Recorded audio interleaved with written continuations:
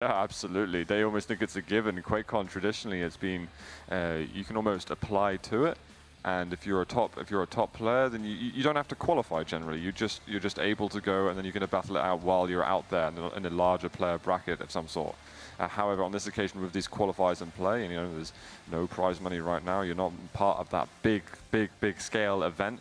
To get there and to prove that you deserve a spot there is something that's unfamiliar territory for them, and there's definitely egos at stake when it comes to this. I think that's the main thing, is where you're talking about, is the fact that this is the biggest prize pool we've had for Quake ever, and literally I'm not surprised where a lot of these tier 1 players are getting really pressured and worried if they don't make it to QuakeCon or not. Well, let's find out. I believe we've got Kaplan and ZSX standing by. Gentlemen, take it away. I swear in my contract I had somewhere that said I'm not allowed to cast with someone who's more muscular than I am, and yet they pair me with you, ZSX. Yeah.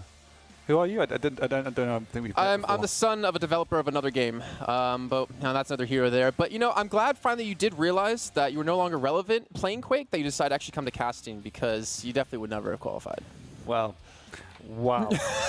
I was deciding if I should say that or not, but I'm glad I did, because you have nothing to come back with. Score 1 for Jason. Anyways, yes, this game, it's going to be Defendants up against Alliance. Don't worry, I'm going to hurt you later. You do know that. I wouldn't have it any other way. Okay, cool. That's back at the hotel, right? Yeah. This is going to be a crazy game, actually. Initially, I thought this was going to be like an easy 3-mapper, but you're leaning more towards one side, if I'm not mistaken. Yeah, I mean, Alliance are obviously a very gifted team, but from what I saw in Defendants against Not Too Fast earlier, they were extremely competent and extremely calm against such an organized team. And Alliance just didn't display that to me in their matches. It was quite chaotic, quite disorganized, and I know they've been going over the VODs, etc. But whether you can fix that and really come up against the power that Defendants have in their natural team skill, I'm not too sure. So I'm definitely going to lean towards Big James on the Defendants and say, homeless man, we need to give you some money. Big homeless James. Big homeless James, yeah. No, yeah, so if we were to compare and look at both teams, Alliance, is there a man that sticks out to you? For me, it's personally Syndrome. He had a really solid game. I think everyone looking at that lineup would say strengths. But again, put him in a team situation, yeah, he's got the raw skill, but someone like Syndrome just gels so well. He's in the right places at the right time. He's making the right moves. And this is the reason why Alliance bought him out. He was actually originally at Maestro. Right. And Alliance said, we need a player of this caliber. We need what he can do. So that skill was recognized, and he is the linchpin. And then also looking at consistency, I feel like in a game of Quake, you can have a hot streak, you can have a cold streak. And obviously you want to have that hot streak as much as possible. But Bus Driver, the guy who has an FPS background from every FPS game, it seems, he was so consistent in their first match that we saw today that I feel like he's like the backbone for the team now. If he can keep constantly fragging like this, it's a good thing to have on your team. Yeah, they have to play well. Spotty and Strengths again are legends, but they're not the ones carrying this team. All right, well, ladies and gentlemen, here we go, kicking off our loser bracket game. It's Alliance up against the Defendants. And at the moment, loser of this match will be out entirely. It looks like Alliance will be on the blue side here. Defendants on the red. Initially, the nail gun coming out of Strengths. You're playing the Nyx, most importantly. He's doing some serious work as he gets the trade kill against Deus. And with this spawn coming up for the Soul, we're going to see how they're setting up, because for the majority of time, people want to get on that B obelisk. It's a little bit easier to defend, and that's exactly where Alliance want to take it. Tuga gets a kill to Bus Driver, but you did see his acid spit, right? He did completely block off the entire way to get in towards that Soul, so really well done by him. But it looks like Sparty might be taking it towards A. It's a great shot onto Avic to open things up. His teammate will fall, but they have the obelisk, they have the Soul there, and for the most part, Sparty hasn't been dealt with here. It's fine that he will fall. And as you said, right, the Sorlax ability right there is a great way to zone out any kind of priority area you want to be, and it's something not a lot of players are using. It is very effective though. Syndrome, he's going to be playing yet again the Anarchy. Chrysler will take him down initially, and not to mention Too Good, he's supporting from the back. This is something that I believe Sims and Lethal and I were talking about in the green room, is that Too Good doesn't, actually no, you were there as well, Too Good doesn't like to be the player necessarily that's up front in the front lines. He likes to sit back and support his team from range. Yeah, he likes to take jabs at people, and he does it from range. He never gets up in their face in conflict. But it works so well around their style, because they have 3 other players that are more than happy to do the dirty work, do the hard work, and Too Good is really just in the back cleaning up, and he's just having some exceptional hit scan. Well, so far, though, Alliance have held this obelisk for the entire time. 35% now built up and counting, and Defendants have been unable to put up a good defense. Though, with 2 frags happening, finally the third, it looks like they've finally been able to break some ground and finally take this Soul away. It's going to be in the hands of Krysa. He's going to be looking to obviously get back towards his own obelisk, but one of his avenues for, getting back for retreat has already been taken. You can see that's going to be another man waiting there. Syndrome going to be the man to try to contest out on this one, maybe pick up this kill. Gauntlet's even going to come out, but either way, Syndrome will secure that one. That should be point turning. Yeah, really great play. Unfortunately, the defenders could not get set up in time. It might have been wiser for Chris to slow down a bit and just wait for his team to get there, but the most important thing was to get it back to the base. Great little shot there to Sparty. Does take down 2 kills, does get the soul back and put it back in the obelisk they have chosen. So far, I mean, you were saying the Defendants, like, this should be a relatively easy 2-0, but Alliance are honestly putting up a fantastic start at least. Yeah, like I said, it's not a given by any means because Alliance were very unlucky to be in this situation in the first place. They could have quite easily beaten Maestro, and they do have natural skill, so they must have looked at their VODs again, analysed it, and fixed some of the problems for this first map anyway. Well, Strengths is used to be in the lower bracket just from yesterday alone, where he did get knocked down. I think it was actually against Avik, so a little bit of a rematch here for those two.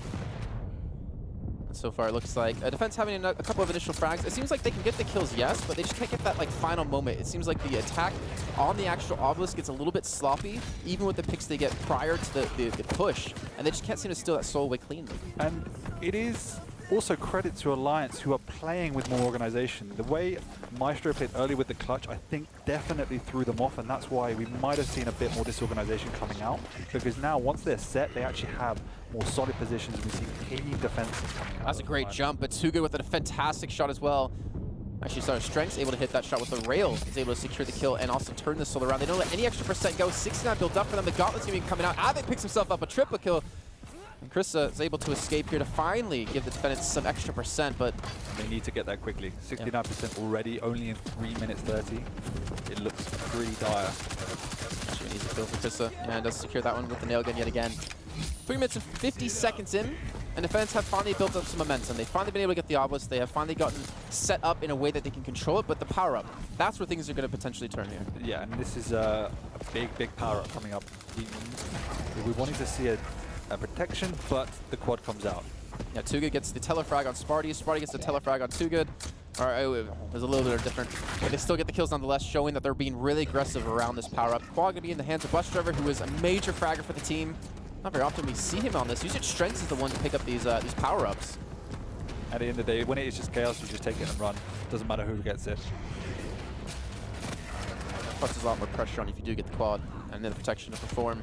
You also need on the right targets at the same time. So I guess it's that call you have to make in the heat of the situation. Great communication coming out there. We see a double back by Syndrome because he gets the call that it's not safe on point. Doesn't matter because they knew exactly where he was and they were able to push in, but not safe there either, it seems. No, nowhere safe. You can run, but you can't hide. And that's going to be another kill coming through as Avik's able to chase him down yet again. Avik really coming up big, I think. He's definitely a big fragger for the team so far. Yeah, proving he's already qualified for duel, I believe. He's one of these just multi-talented players that, again, whatever he puts his mind to, he does so well, and he's a monster when it comes to team games. Well, again, he's able to secure another one. As you can see the kill feed, even a second on top of that. Alliance have been able to take the soul, but finally the defense are coming alive. They've been able to turn this one around. They didn't give up, they gave up, what, 8% there? Yeah, this is more like the defenses I expected to see when I said, oh, what a throw through the gap.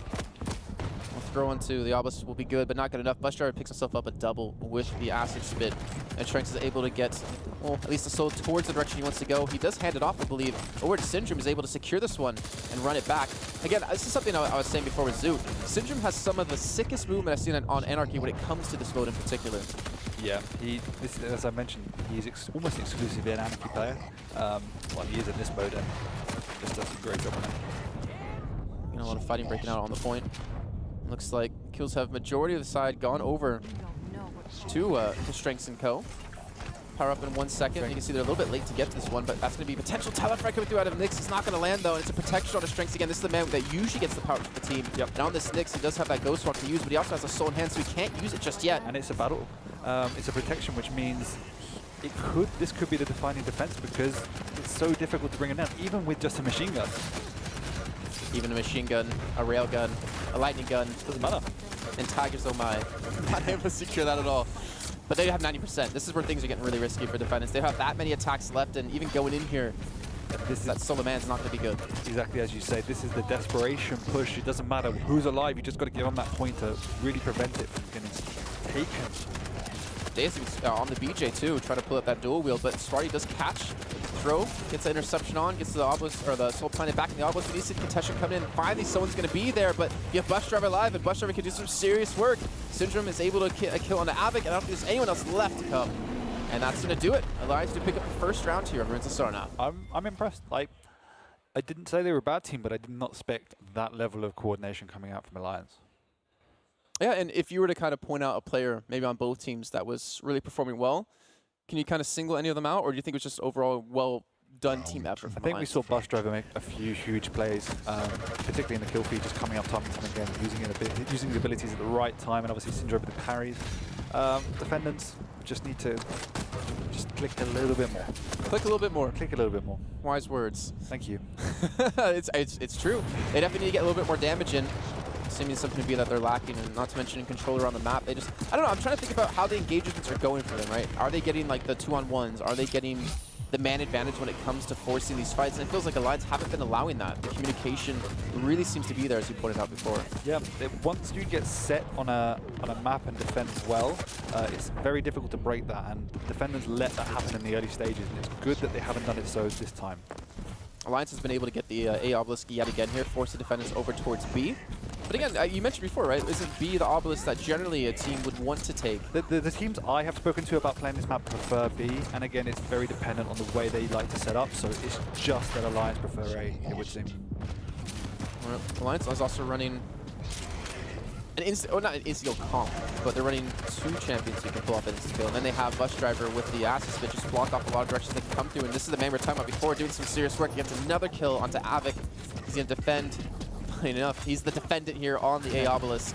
What we've seen Bus Driver do in previous games is that he normally goes on the upper level and he times the Mega very well, and then he gets this insanely high stack and is able to pressure anyone pushing in from the high level. Look at this, pushing back in with the help of the Acid Spit, does connect at least one of those hits and do some decent damage. They do get, again, they get the soul, they throw it away, but it seems like there's not a guy there waiting to receive it, to run it across the map quickly. It seems like there has been some miscommunication, or maybe Alliance is flanking. Maybe they're queuing that person who's supposed to be retrieving the soul when it's thrown to them. It would seem it's definitely the latter, because there's always strengths up there usually, just harassing either Kreesa or Too Good, who's waiting to receive that. Again, another great rail comes through. Protection, again for strength, looking to push this advantage. They do have the soul. Another sign of just slight miscommunication, disorganization, because there was virtually nobody there from the defendants. Those little health orbs as well. They pay dividends when you do have that protection. It's actually like worth 4 times the value, if I'm not mistaken, because of that. Yeah, man. Look at this lightning and basically doing no damage from theirs. Anyway, 35% now. Defendants looking a little bit better so far here, but again, you have to kind of wonder how are they going to change this up. Like, obviously, being a pro player yourself, at least in the past, now I still consider you it. Thank you. More than Zoot. I will say that. You're definitely more of a pro than Zoot. Okay, if that hadn't been said, then I would have probably left the cast. I'm hoping to consider that one. But excuse me, what do you do in this situation when you're kind of down around and you kind of need to figure out the plan? Do you need to have that one calm voice in the team to be like, guys, let's change things up? That's a huge factor, and the most important thing on an individual level is to maintain your calm, because you see the clock ticking up, you see the percentage going away, and in your mind you're like, I have to make something happen. You just want to go and do damage, but you need somebody to stop down and say, guys, this is what's going to happen. I feel like that's what Bus Driver's been doing. I mean, he's first playing like Faz was before from No Too Fast. If you didn't see any of the earlier games from Alliance, he's sitting back. Yeah. He's sitting back, he's relaxing. He knows his job. His job is to defend this area and that only. He's not getting too aggressive. He's not getting caught out. And I said Syndrome's a linchpin, but he is just as important, if not more important, on defense. Because as you said, as you see here, he marks that upper ground, and anyone trying to get in is just absolutely butchered by his incredible aim. And usually high stack as well. Yeah, seems to be pretty happy to have using the LG for the most part. Does get a great kill in the rails, doing some serious work. You keep seeing them just being popped up across the map, and every time we're spectating someone, it seems they just fall down to that. But the most difficult part of this game is definitely coordinating an attack into a set defense, and this is why I quite like Maestro's style, even though it was very all-in with the clutch, because it gave the team that knowledge and indication of what's going to happen. We give a focus point too. Exactly, we have this timing, we have this player who's going to coordinate our attack, and we can base every decision we make around that. Without that, you need to have significantly more discipline to make sure you coordinate some level of attack. Without that, just focal point, as you say. It also helps, I believe, like with the shield, it buys you the freedom of not dying, but getting the information without the threat of dying, most importantly, so you can make those calls. But on the flip side, you have to be majorly coordinated, and it's also a definite all-in play. And at the moment, Alliance are doing a really great job of making sure defenders cannot get into this and cause chaos on this obelisk effectively. So either Alliance are really playing up here so far in the Smash, or Defendants are really playing down, because I watched scrims yesterday, the Defendants versus Alliance, and they won pretty easily in quite a few different scrims. So credit to Alliance. Yeah. They're taking their positions well, and they're controlling the map. It might... I don't know what's going on with Defenders, but Alliance is definitely playing well. This is the map, if you guys are just showing us that Defendants did choose. Either way, 88%, one round on the board already. Switches to the column for some easy damage there. And look at that. Communication, they knew exactly where Anarchy was going to go, and then 2 guys to meet him. They are playing exceptionally well. 90%. This is the last chance saloon almost for Defendants. Definitely. They do have that range picked up to look for some frags. I believe it was Too Good before was playing. Actually, he was playing Nyx earlier when he did get the telefrag. A nice position out of Syndrome. He's just sitting back. He's letting his front line be the front line, and he's getting the rails. Good game. There you go. Spotty's happy. I'd be too if I were Alliance. I mean, again, you know, we have to remind you guys at home what's on the line for these two teams. This is the loser bracket side. This is a very crucial match. Where this does go to QuakeCon. And just look at the guys who are in this tournament. These are stacked full of players that again would have come into this tournament thinking, I should be making this. This is where I need to be. Look at Bus Driver, 37-31. He played out of his mind. Yeah, and the thing is, 37-31. But what was his role in the team? He was support. He was playing defense. He was just the front line, the tank to protect the carrier and to get in the face of it and anyone trying to get into the obelisk. And so to come away with a positive net is quite remarkable. So that's one thing that I really like about this game mode Sacrifice, the fact that duel can be really hard to get into if you're a newer player because you're constantly going to be smashed and destroyed, you know, time and time again, right? There's a lot you have to learn. From experience. Yes, yes, from my experience. You're going to carry me later on when we do play.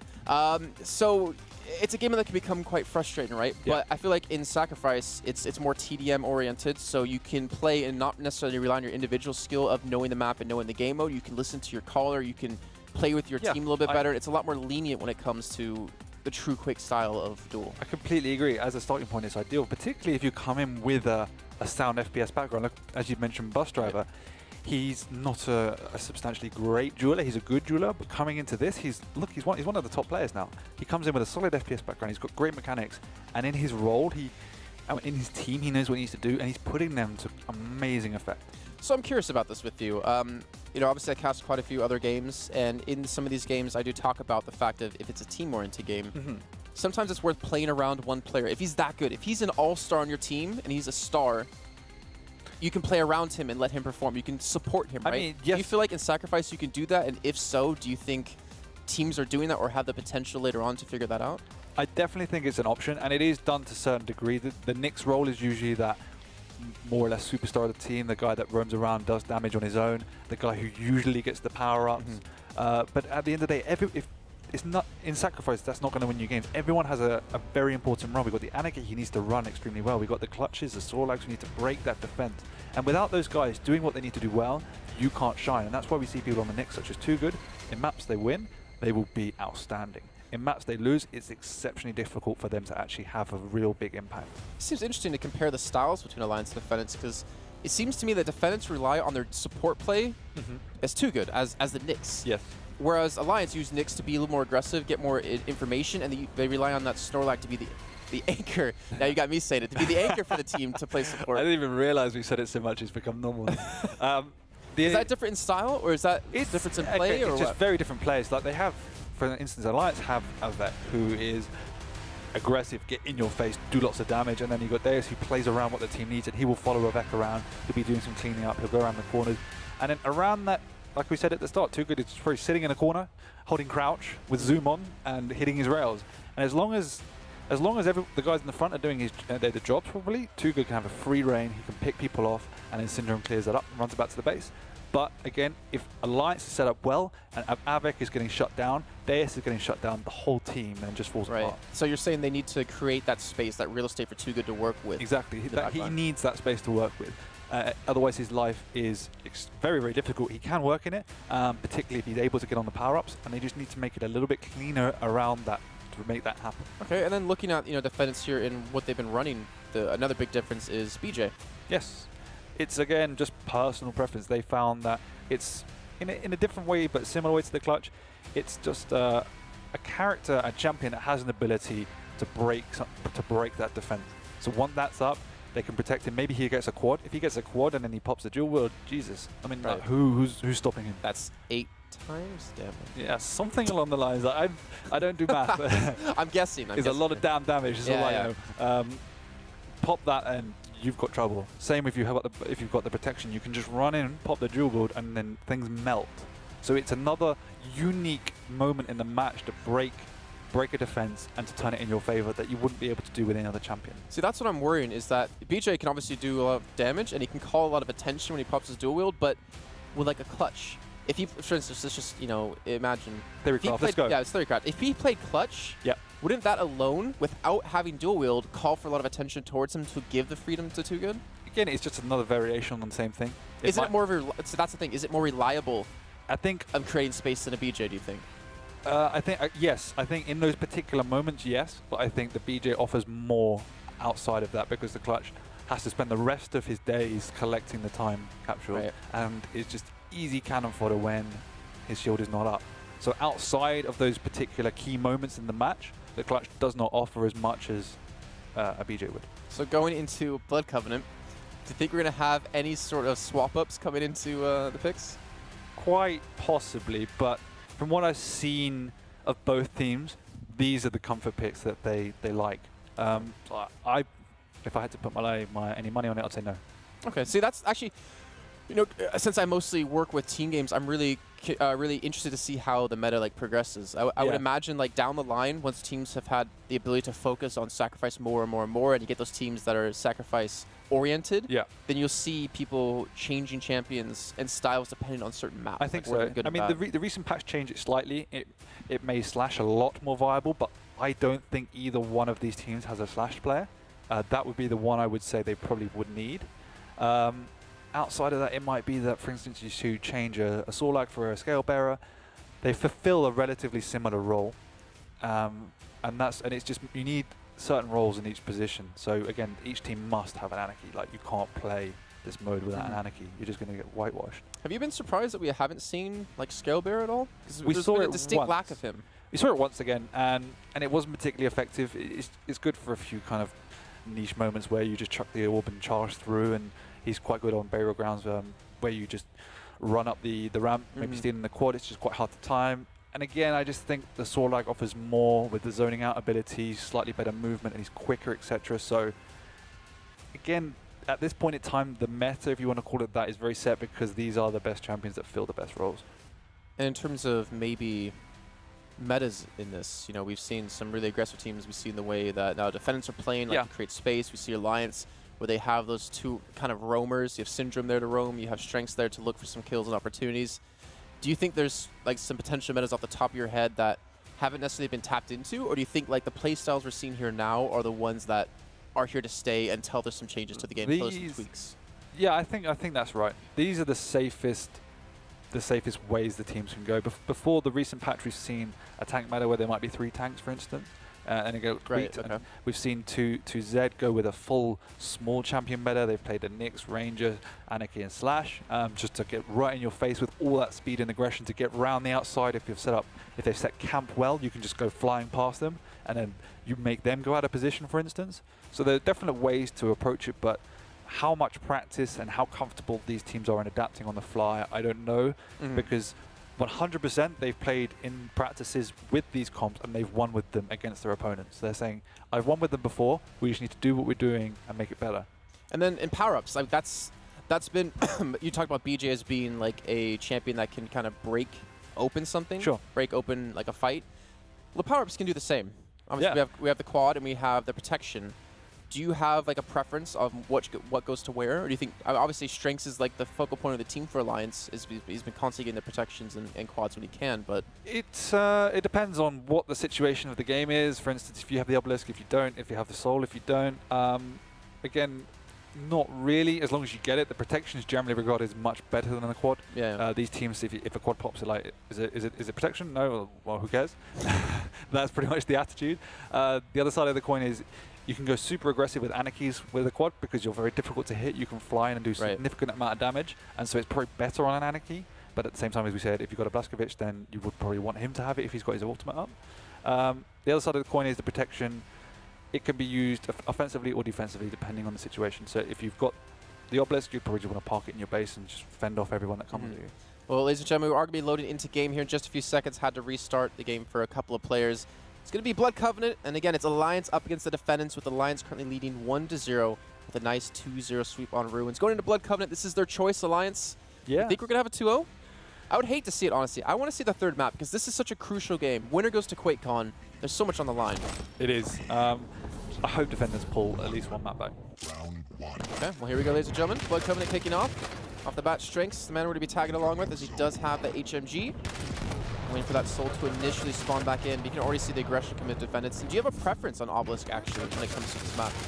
I think it is so team dependent again. I know that it's very team dependent. That's all I can say, because I think Alliance prefer the Obelisk nearer the Mega, exactly where Avic's going now, Obelisk A. Just because you can get up on that high ground around it slightly better than you can on the other one where there's just the bridge. Whereas here, you have 3 different sides to protect them. Being on the high ground is where you want to be. Well, it looks like they won't have a chance here, as Defendants have been able to grab that soul right away and grab A and go for that early defense. We did see them doing this earlier on too, in quite a few of their matches against 2Z. And they actually put up a decent fight on this map too, if I'm not mistaken. Too Good did a great job of defending back. But again, like we talked about, giving him space. This A Obelisk gives him tons of space to work with. He only has a couple of entry points to really watch. Exactly. And he gets to sit really far back and hard to get to. He can just sit in the back there and pick people off. And as long as Deus and Avec are doing their job and getting in the right positions, his life is very easy, and you can see him do a massive amount of damage.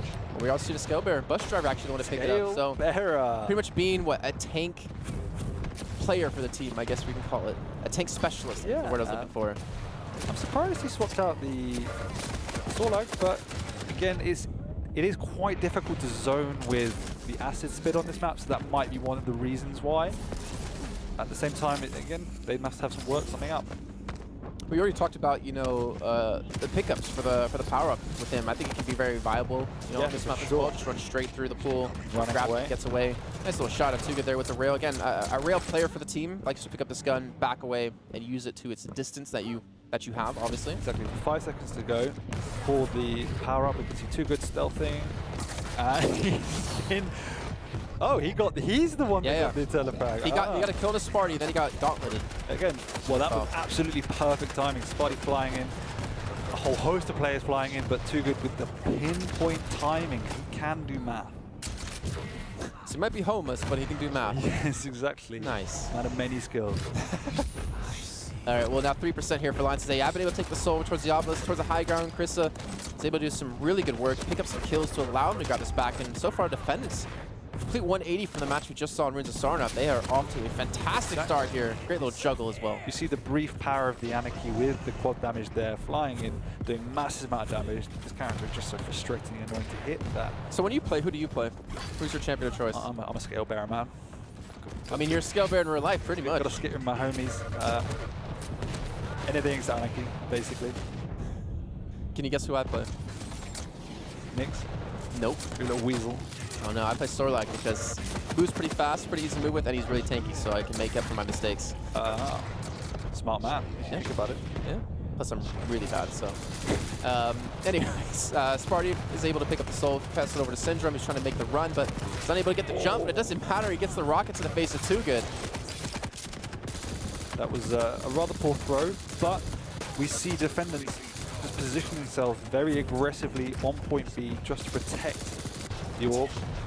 I thought Avid grabbed that and then was going to like throw it off the map potentially, or just try to zoom away with it. Yeah, I mean, throwing off map there would have been absolutely perfect because he would have been alone and it would reset the game. Oh, there's pressure. Look at that. So we talked about Defendants maybe not having the man advantage when they forced these fights. What they did there, they had a nice 2-on-1. And again, they've been able to get the majority of kills when it comes to attacking these points. Feels like they may have been able to change things up. Even though they did choose Ruins of Sarnath, They're playing a lot better here on Blood Covenant. Yeah, they do seem a lot more comfortable. They got a quick start. They picked up both of the. Oh, sorry, I thought that was Too Good that picked up the power-ups. They picked up the first power-up, which is very influential. Alright, with strengths now, he has the soul and protection. And you can see the rail just helping him out. It does no damage to him. He's in the face of BJ, and I don't think he's going to care too much. This is going to be a really uneventful BJ for him. He's able to get soul back onto the obelisk. And get away. This is solid. They do have a long way to go. Only 20%.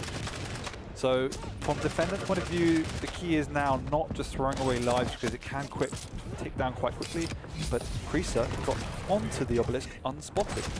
And he's looking to escape here too. He's able to get some good distance between them. Yeah. So I mean, while you don't want to be standing on the obelisk, you do want to have eyes on the obelisk, and he just crouched behind it and was able to steal that away without anyone noticing.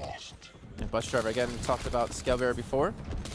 Doesn't have his Bull Rush this time. Can use, obviously, when he does drop the soul and, pop it off. But 25 HP, peeks again, trying to get around the corner too. It secures that kill. He's definitely 3 good for me. That was terrible. Krista doesn't get the soul back. I'll go back to not talking. No, this is bad because Defendants are relatively set up here, and there's not a lot of time for Alliance to come back into this now. They have one last chance. They want to try and coordinate something because just throwing away lives is not going to do much. At 90%, this is pretty much the last attack here. Projection's going to be up for Krista, but he's not able to get off in time. Gets Syndrome, hits a double rail shot, picking up 2 kills. They should easily be able to grab the soul and run. That's ideal. We had 2 champions rushing in and 1 following us, so 3 men pushing in just to clean up. Oh my gosh, the LG damage is insane. Bus Driver does fall. Soul's picked up for Syndrome, immediately dropping it too. Krista now is trying to get away. A great little toss off the wall to bounce back to him in the middle of an injection, but it's not going to matter. It seems like the kills have gone away here. And there's a flying Scale Bearer. And the charge does quad damage as well. Yeah, it does. It's a scary bull, man. Running with the Scale Bearers. I would love to see a video made of that. Running with the bulls, running with the Scale Bearers. Or maybe have a Scale Bearer have like a cosmetic with horns on his head. Yes. Would be great. Let's do that. Let's get Red Bull involved.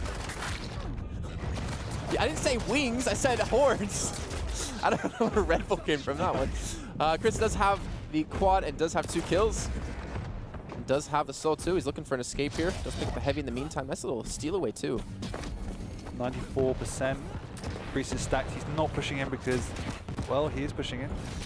Even though he didn't have any information of what was there, but he had enough health and armor to get it onto the point.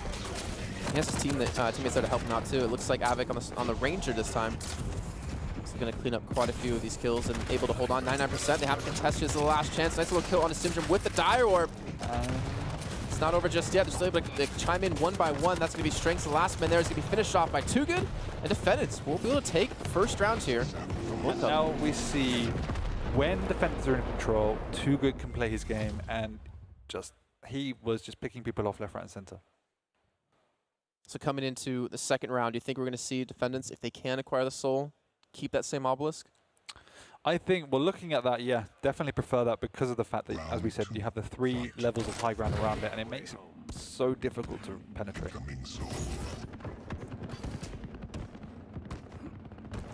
We'll have a gun Ranger, able to get the HMG and the rocket launcher. Again, looking for that soul to spawn in, looking for, I don't know, he's kind of off doing his own thing here. He's off looking for a solo frag, and yet he gets caught by 2 people. It's not that fast. Because of the fact that, wow, that was a bull chasing an Anarchy and he caught up with him. Don't make the bull angry. But this time... Oh, I see where he got it from now. I totally got the Red Bull reference. Slow. Holy crap, I totally just got it. He's got horns, he's a bull. Yes. Just make him red, and he's a Red Bull. Oh my God, what am I working with? A terrible commentator, clearly. But, and a guy who's got much sleep. Alliance this time got point A, and that's a big change because it's obviously the one Defenders used last time, the one they want. And so let's see how well Alliance can defend this point A. At least I got it in the end, right? Does that count? No, you're like 15 minutes past the time. Story of my life, 15 minutes late every time. But Alliance do have the control. They do have the obelisk. And they got Syndrome here with the nail gun spamming through these doorways. It's going to make it so hard, actually, for Defendants to push through. Yeah, that's pretty annoying. Please stop that. kind of like casting. They don't have a clutch here to actually provide. I'm so sorry. Provide the shield to give them that protection to push through, but doesn't seem like they need to. Savik and Deus able to pick up some kills and grab the soul. 39% to 0, but the soul has now been stolen by Deus, who is slowly making his way through the underpasses. BJ's going at his own pace. You know, it doesn't have to be too fast, doesn't have to be too slow. It's however he wants to make this one work. We can see his dual wield is on cooldown, which suggests to me he busts through that door again, using it and showing why they have selected it. Thing is now, how about this would be is going to be really hard to defend, especially when they have to overextend now to the power up. Exactly, they have to overextend to pick this one up, and you can see again Strength's going to be waiting, but it gets taken away from him. It looks like he had mistimed it, and whoever did pick it up, I think it was Avik, he was a little bit too low in HP, even with the help of the protection. I'm not sure why Too Good's not there. It's just, maybe it's not a tactic that they favor, the old Nyx stealthing onto the point. Maybe his ability was on cooldown. Either way, it's a big missed opportunity because, as you can see, Strength is putting it to great use by just beating everyone up. I have heard, when I talked to Rafa before the event, just his thoughts on it. Yeah, no big deal, Rafa. We're just like best friends forever. He did say to me that sometimes, if you're the team who doesn't really necessarily have the control, which in this case Alliance did, you can send off your Anarchy to steal away the soul while the enemy team goes for the capture. So maybe he was expecting Alliance to do that, considering they didn't have the control of soul, and he was staying back to protect it. It's entirely team dependent. As we saw it in Not Too Fast, use Sturmy to do that every single time, irrespective of anyone was. Sturmy would be there invisible, and that for me is safer. But either way, they didn't get it, and it cost them 46%. Yeah, quite a bit here. 30% for themselves. Looks like the Soul and Too Good. Gonna run this one back here. Should ideally be able to, but he's still got a man in front of him, a man above him. He will be able to touch it. Does still have his Ghost Walk to use if he gets in a bad situation, but throwing his strengths. It's like he's playing slots here. Able to pick up those kills, and I think they've been able to hold it here now. And they stabilized, yeah. You know, to me, it's weird. I wish in the kill feed I could see if Deus has killed someone with dual wield, because I see his name keep popping up, you know, time and time again. But I want to know how impactful the dual wield has been for him. I like that idea. Like, obviously, you know, with Telefrags, you can see it with Diorb, you can see it with the Ghost Walk. Yeah. With the Acid Spit, you can see it on the kill feed. I want to know, like, because we're not really, you know, spectating too much, but I want to know what he's actually doing for the team. I like it. 0-4, are you listening? This He's probably asleep for my casting. After the last cast I did with Zoo, I walked out, he's agreeing with me, he was asleep. Quads up, and Strength commits suicide. I don't know how much I agree with the manual. I don't want to get into a debate, but with you want to kill yourself with a rocket, you mean? He didn't have a rocket, that was my point. So he wasn't able to. So I don't know how much that is an intended feature. Either way, he wanted to pass it on to Spartans. 60s. Ridiculous. Probably doing some good no, work. they messed up the land. throw. That could be huge. Because it's still back at the original obelisk. You can see Defendants don't realize that, though. But either way, they're actually going to collapse around A if they possibly can. Oh, nice little rocket jump. Does get the soul there. Does get percent. The LG is going to be coming through, and it looks like Avik won't be able to have the damage done. Yeah, it didn't matter too much because Alliance did a great job of clearing everyone off the map, so he did have time to get out and get back. Whoa, look at coming in pairs. That's what you want to see when you are attacking a coordinated attack with multiple people. And, you know, I know it's like it's going to be a common thing for like most, you know, higher level players and FPS players, but I like the way that we are seeing the nail gun being used in terms of he's not shooting too high, he's not shooting too low, he's shooting at body height, at body width height. Yeah. Like shoulder height to make sure. Aiming? Yeah, just to make sure that he can hit as many targets as possible. I'm glad you know, for the news out there. learned the concept of how to aim. I play with the controller. Isn't that how everyone does? You can tweet it lethal. Yeah. No. I think I'd be better at lethal in this game. Either way, 20% to go, and now Defendants, even though it's on their not preferred point, again they stabilized. I have, and honestly, we need to see Alliance maybe turn things around. They got two frags, that should be enough for them to push back in. Yeah, ideally, but the thing is, Defendants have the respawns to get there in time to stop it from actually capturing. We just saw a nice attack there. 3 went bridge from Alliance, and I believe it was the Anarchy that went in from behind. It's extremely difficult to attack that if you're all there at the same time. Oh, they didn't actually even steal it away. They've been able to maintain it here, 95%. Did. This is the last chance. They have to do something about actually contesting this at the same time. Double kill by Too Good. That has to be, round and game. All right, so it looks like we will see that third map here, Defendants, on the map of not their choosing. I'm not entirely sure what happened because I was almost positive they had stabilized, or not stabilized, but had a successful attack and taken the obelisk, taken the soul away. Apparently not. Didn't see what happened. Interesting game, but Defendants looked solid on that map. Really, really good play. So I'm not so sure if I agree with the scale bear for Bus Driver, because that was his lowest frag game yet. Typically, he was like at higher ends of the scoreboard. Again, I'm not a big fan of it. We saw him use the bull rush through the power up number of times. He mistimed it once, but they also had Strengths doing his invis to get it as well. So it was, from my opinion, quite overkill if that was the actual intent. To have two people using abilities for a power up is just not worth it. And outside of that, as you say, it wasn't really effective. We didn't see it used at all, really, apart from trying to get a power up. So I definitely feel, again, the Sorlag would have been a much more viable. Maybe even clutch. Do you think? I don't think they would have worked on that tactic, and from speaking to them, I think they feel it's quite weak. Okay. I mean, also, you know, going up against BJ with double LGs is a little rough. There is that. I mean, you just don't miss the fridge man. We'll be loading onto our third map, Lockbox. Any thoughts coming into that for these two teams? Alliance did lose on it earlier on. Alliance did lose on it, and I said earlier I prefer the way in which Defendants play when they get set up. And Lockbox is a map which is great for that. You can secure the rooms extremely well, either one of the obelisks. And that will, from my mind, favour Defendants. But at the same time, Ruins is difficult to secure. And we saw Alliance do it amazingly well, particularly with the Sorlag. And Sorlag is great on Lockbox. It really is great. You can zone out in so many areas with the acid spits. Tight corridors. So, and you're also immune to the acid that's around the map too. So I'm going to say probably 2-1 to Defendants. See, I'm going to go the other way, because we've seen Alliance play Sorlag quite a bit for Bus Driver, but we haven't seen Defendants play it at all. Which in the current way they're playing with Too Good playing support, he would have to be the one to pick it up, right? Or if not, who would Too Good. Too Good will play next no matter what. It would be Avec or Deus, and I'd probably say it would be Deus. I'm not sure. Did we? I'm not. Off the top of my head, I can't remember if Deus did play it earlier on. I'm pretty sure you're completely right, and he hasn't. But again, it's not mandatory to win. Right. Yeah. No. You're right. We've seen 2Z win without a Sorlag. You're right. It allows them to go more aggressive. It allows Avec and Deus to go in at full frontal speed together and really just destroy what's in front of them. Whereas a Sorlag, although it's quick, it takes more time to build up a stack. It's a little bit slower behind the team. So it's, again, different playstyles. There is the beautiful creature. She is hot. Yeah, she's not bad. I believe we're just having a few restarts. Is that couple right? drinks in me. No, I don't know. I believe we should be loading in momentarily. Awesome. I think just talking some stuff over. We should be, definitely hopping in shortly. But, I'm curious in terms of, like, the potential way to play Sacrifice. Deus and Avec. Do they... well, obviously, Deus won't because he's playing BJ. But I'm imagining, do they want to push in together? Like, do they want to be like a two-man... not Suicide Squad, but two-man squad that push through and kill people? Or do they like to split off? Because I haven't seen them actually attacking like targets necessarily together. I mean, Avac's always going to be the one to try and go in first.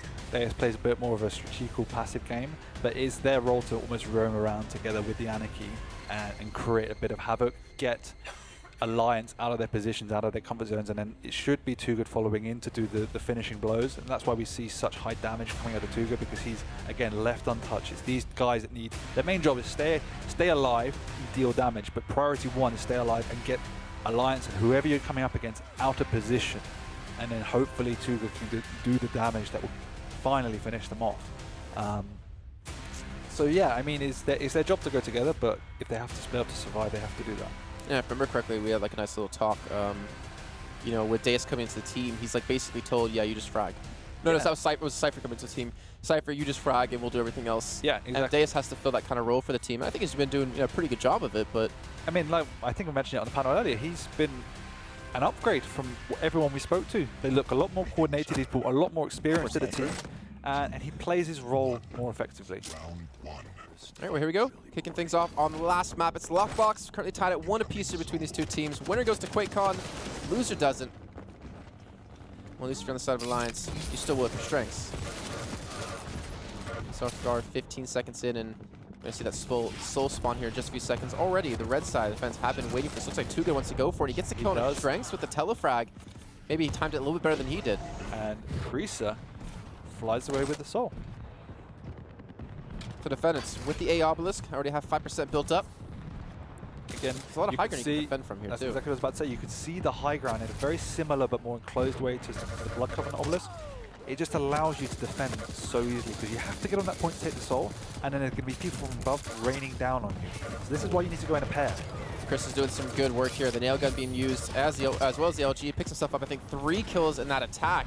And as you can see around the map, if you don't know it, you can see all of these tight corridors are easy to shut down. Lots of nail gun spam, rocket spam, lightning gun spam. You're almost certainly able to do a significant amount of damage to any of the attackers. You think that, but when I try it, I seem to miss headshots. Because you're using a pad, Hey, didn't 04 start with a gamepad originally in Quake? a ball mouse. Yeah. No, actual you use actual like Joy-Con. Oh, really? Yeah. Wow. And then he learned one day that you can use mouse. 0-4. Hey, he's our boss now. So. I know, I've lost. You're very handsome, 04. Yeah, so Defense have 40% built up off the back of like basically that first engagement. Finance have been able to grab it and turn it around, but with 20 seconds left on the power-up, we could see Defendants picking up another 20-30% if they're able to capitalize off of Yeah, this. 40% is quite a big chunk to take for the first minute because after that first soul spawn, they just got perfectly set up and was able to defend it extremely well. And now it does seem that Alliance haven't been set up as effectively quite yet. See Too Good, he backed away because of the Acid Spit coming through, but you can't pick up the soul when you do that. Bus driver's back on his soul lag if we hadn't noticed, which I'm happy with. He's just sitting on high ground, picks up these health orbs, pick up some armor every once in a while, playing very passive, but We see here He's the a beast different to push play through. styles. When we saw Not Too Fast earlier, it was the soul lag standing in mid on Faz, standing in the doorways. Whereas, obviously for Alliance, he's sitting right at the back to, if anyone comes in, I'm going to jump on you. yeah, that's always really hard to fight from a low ground. But Sparty, even though they do not have their 4th band there for Alliance, are able to take the power up. It's going to be protection, Yeah, and it's already faded away. it's been hit or miss how Defendants have played around the power-ups, and it has cost them from time to time. 47%, we talked about, first caps. It's been 40 for Defendants, Yeah. but 50 now for Alliance, and they're showing no signs of stopping. Defendants have to come in, but they just keep losing man by man. They keep going in with a man disadvantage, but finally Avic's able to turn things around with the nail gun from the sky. 55% is what Alliance is going to get, over halfway there. I like this nice little throw. It's this little relay race coming through at Defendants. Yeah, I said that Alliance earlier looked a bit scranky, but on Ruins, obviously, they were extremely strong when set up, and it seems that they've brought that back into this map. Ghostwalk going to be coming in out of strengths. Looks like he will live for now, and then should be taken down by the Gauntlet. And now Krista, yeah, I mean, we talked about Too Good, right? He's a support player for the team, but we don't really see him playing from high ground much. Actually, I haven't seen him playing really defensive at all so far. He's more of like an aggressive support, isn't he? Yeah, he loves to get out and do damage, and so he will be probably sitting in the mid because we haven't seen much of him so far on the defense. And Bus Driver is very disciplined. Bus As a player, Driver I'd is say. extremely disciplined. He's probably the player I've been most impressed with coming out of Alliance. Deus, Havoc both going down. Is your nail gun that you love so much? It is an amazing gun. It does so much damage. It's insane, especially if you can just spam down a corridor. But 70% now, and I think definitely the power-up is, particularly now it's Battlesuit Protection, should I say, that this is the key for Defendants to unlock the Obelisk. So they get the power up and they get the soul at the same time. Krista, can he get it across the map? No, Syndrome's going to be there to shut him down, but accidentally suicides. Too Good gets the soul, throws it away to a teammate so they can run this one back. It's still going to be very difficult because Bus Driver, he's going to be there again, transitioning himself from defense to attack when they realized they lost the soul, and he was there waiting to stop them. But in the meantime, Defendants now finally building up percent from 49 up to 55. They can't really afford to let the soul go too much more. And we see the importance of the power-up, not in its actual use, but just in its existence. And the reason I say that is because Alliance was so concerned in trying to secure the power-up because they knew how important it was for Defendants. They left their base unchecked. And that's when the Anarchy went in and snuck the soul away while everyone else was fighting over the power-up. And then you would assume if you're going to do that, you have 4 men there at the power-up, you better sure as hell capture it, right? Exactly. Not let that go. Yeah, this power-up is a death trap, and Alliance just failed to do it properly. Good damage being done by Too Good yet again. Nice. He's actually going to suicide. Somehow.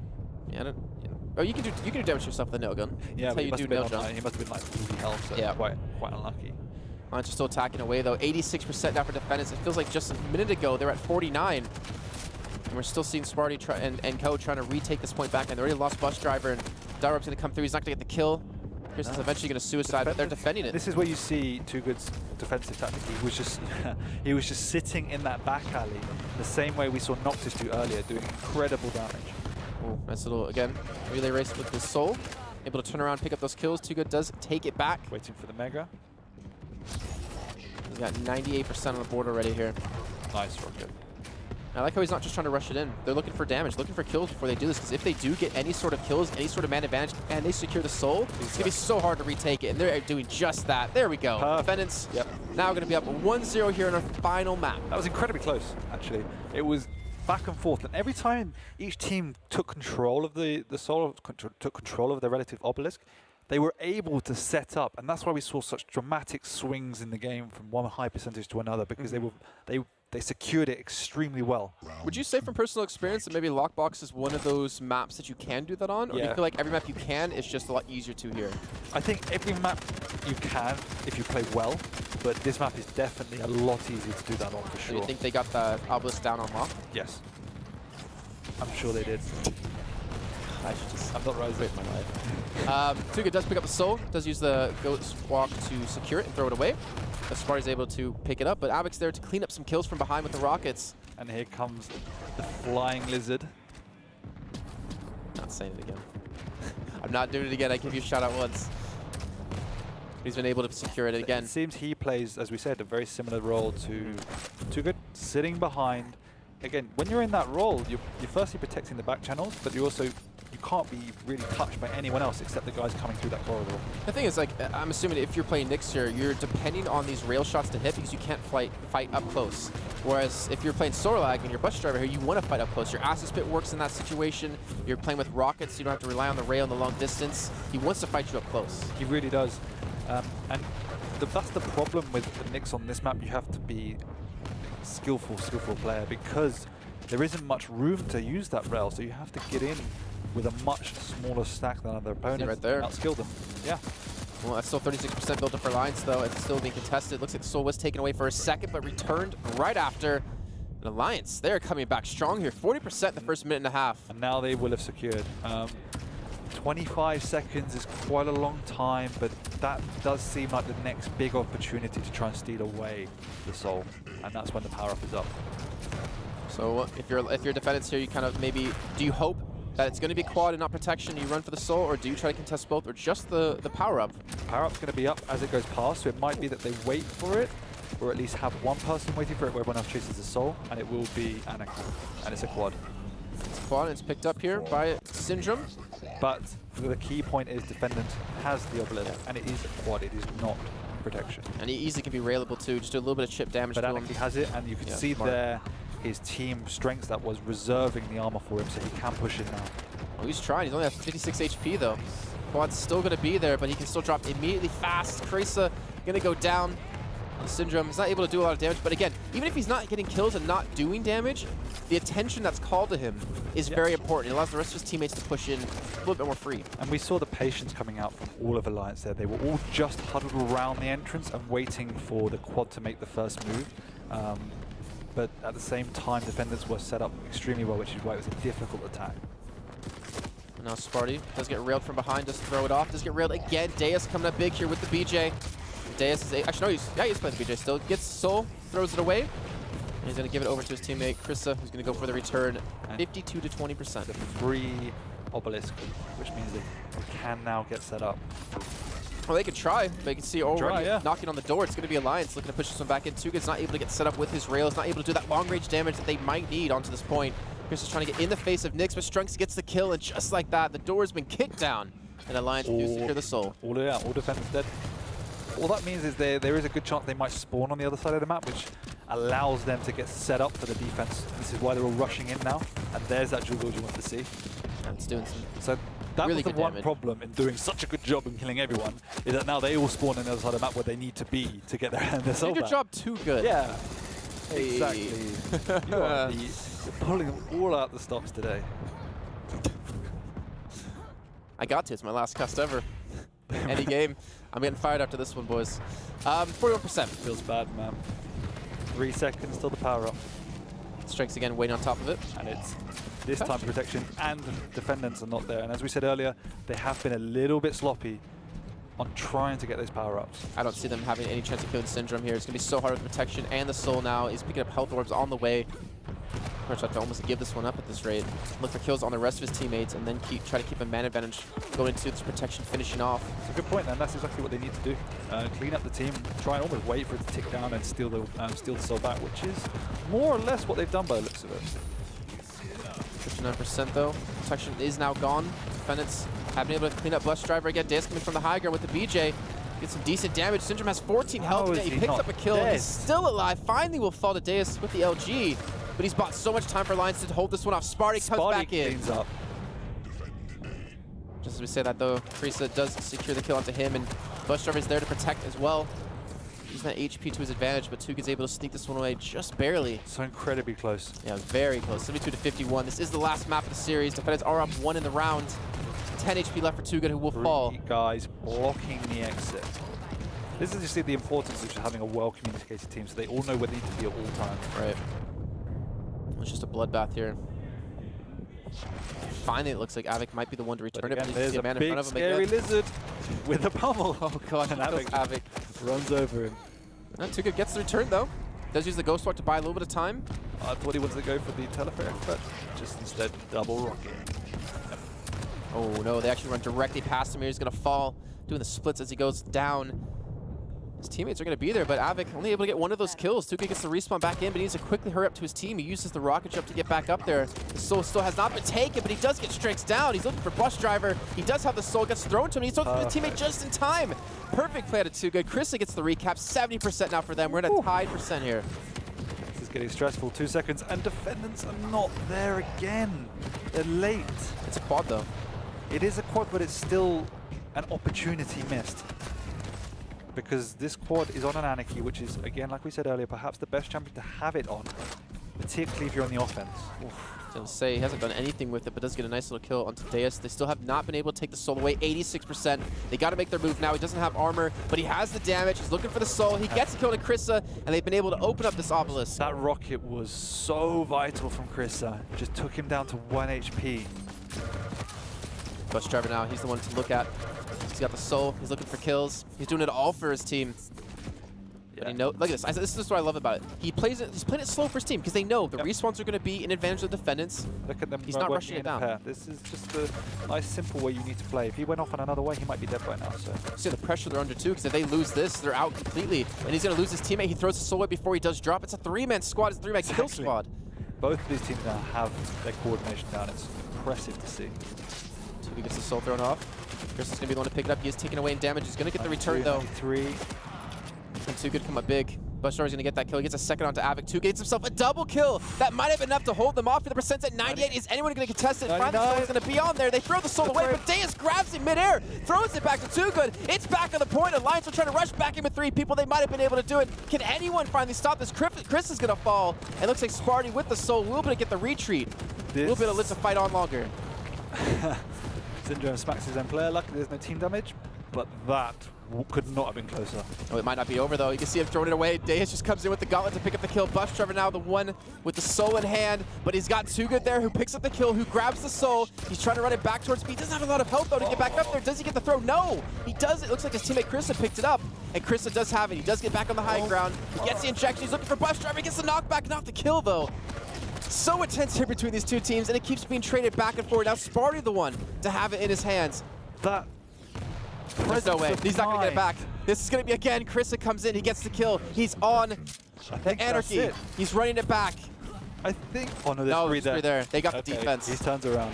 He's looking for maybe Mega. No, it's not even up just yet. He's looking for some sort of HP. He's hoping his teammates here are going to pick up these kills he needs to get the return.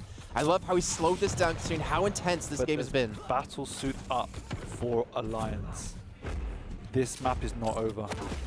And they've got control of where Krisa needs to go. That's 1 kill. If Alliance lose too many more people with the respawns and how they're going to work. I think they have to wait out this battle suit. There's no way they can challenge without it. Should be gone now. Chris is coming in from the high ground. Has he got the word that it's safe? Because it doesn't look safe to me. It's not safe, Oh but my they do God. have the people there. They do pick up the kill. Deus secures one. Sparty, I think he hasn't followed just yet. Deus picks himself up a double. He gets a triple. He gets the last kill, and Deus, the newest addition to the team, filled in for Cypher, has gotten the Defendants into the QuakeCon. That was incredible. Look how happy they are. I mean, Avex's already going to QuakeCon, and you can see the ecstatic nature of how he... Oh, that's a great sight. Deus coming up huge at the end. Again, the newest addition, filling in for Cypher here, being the fragger for the team. At the end with BJ, got a quad kill to lock that one down. And the play at the end, the presence of the mind, you're on 99%, you are 1% away from going to QuakeCon, and you have the presence of mind to wait until the battle suit is played out, get your team reorganized, win back your base, win back your obelisk, and then cap it. I mean, that was like a full 40 seconds, minute that he was just waiting to win the game. You have to imagine the adrenaline too. I mean, Exactly. you've been a pro player. You still technically are in my eyes. Thank you. The pressure, the adrenaline, your hands shaking, knowing like you wanted to rush that back in, you wanted to win it for your team, the glory. No better player than really Chris or Deus to do that. I mean, both probably the most experienced team players on the Defendants, and both coming out with huge plays at the end to win that game.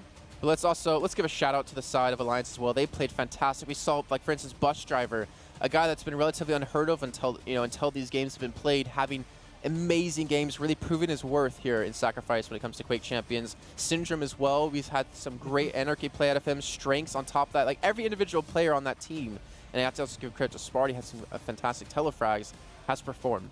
Yeah, I went into this game almost convinced it was going to be a Defendants win, if not a 2-0. And Alliance definitely proved me wrong. It was, I mean, as we just saw, as you just witnessed, it was not going to be any closer than that. Yeah, fantastic game from both these two teams. Again, Defendants, congrats on getting to QuakeCon. In the meantime, guys, let's head to the analysis desk to break down that exciting match. Oh my God. That final triple coming out of Deus just pretty much got a stamp out and whacked it on all four of those passports. They take the third, and it's not quite the final yet. We got one more match left, but what a way to go to QuakeCon. 1% left. It all came down to that final. I mean, we were going to have another round after that if Alliance would have been able to scrape it back. But Deus at the end, that was just unbelievable. Definitely. Like you were talking about before with obviously Cypher not being here and Deus was the replacement. And my goodness, what a replacement to have as well of all the players, because it's a lot to make up for, Cypher, we know what Cypher's obviously one of the Quake gods and legends in the scene. And you know what, he's proved his point that, it was the right replacement, and especially for that last bit at the end, I was so surprised. No, definitely, he's a solid player. You can always count on him for having an exceptional team play and coordination, but being able to come back to the game, actively get frags like that, I mean, those final moments were absolutely clutch from him. They had all of the Alliance players there, ready for the counter-attack as they just had the power-up, and managing to defend against it, and then realize, oh God, we've got no more players to send to the point. There's no time remaining, and you could see the relief on the players' faces afterwards for securing their spot at QuakeCon. Yeah, it was quite funny because, when three of them actually went in and trying to actually secure it, the problem was the fact that they were already fully set up, so basically walk into a pit of death. It was basically said there and then, and it was perfect time as well. But the best thing about it was the fact that, I'm not sure it was on the Defendants, but the great thing was they're always sitting at the far back, nailing every place it could happen, and every time they were doing that, they were getting at least like 50-60% straight, and it's little plays like that and little plays you want to try and make with a nail gun, and it just shows how much it's worth. I mean, we still have to give